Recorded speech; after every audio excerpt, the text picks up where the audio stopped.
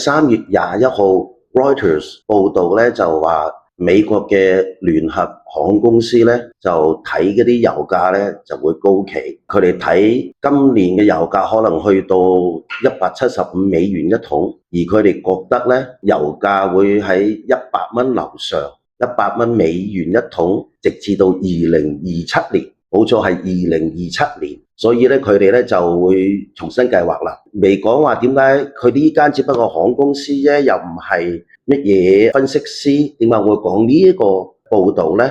未解釋之前咧，我想你哋睇翻我琴日嗰個視頻，講緊5大風險嘅視頻，我覺得大家可以參詳一下嘅。好啦，咁而家轉翻呢度話點解我要講呢個航空公司嘅睇法呢？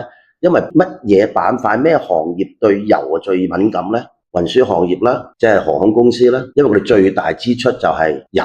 既然佢哋自己預測到話咁高嘅，直至到2027年尾，佢哋覺得都會喺$100一桶樓上嘅話，咁佢哋已經計劃緊話，我哋要重新計劃我哋嘅班次。佢哋而家話講緊係 cut 班次，即係減少班次，唔飛咁多啊，或者去乜嘢。我覺得佢哋咧呢啲行業咧就對油嘅敏感度比較大。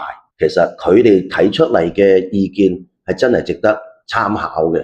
如果佢哋嘅睇法係啱嘅話，咁即係話我哋做投資要避開嗰啲對油敏感嘅行業啊，例如運輸啊，即係啲物流嗰啲咁噶啦。所以咧，我就覺得呢一個值得同大家講一講。而且如果真係油價高企到出年年底嘅話，即係話利率咧亦都唔會降低，甚至會加添。如果利率係向上走嘅話咧，咁即係話金亦都可能會繼續向下，股市亦都可能繼續向下。呢啲係只不過俾大家參考一下，有乜嘢可以大家喺討論區發表下。關注我投資理財不迷路。大家好，我係詹教授。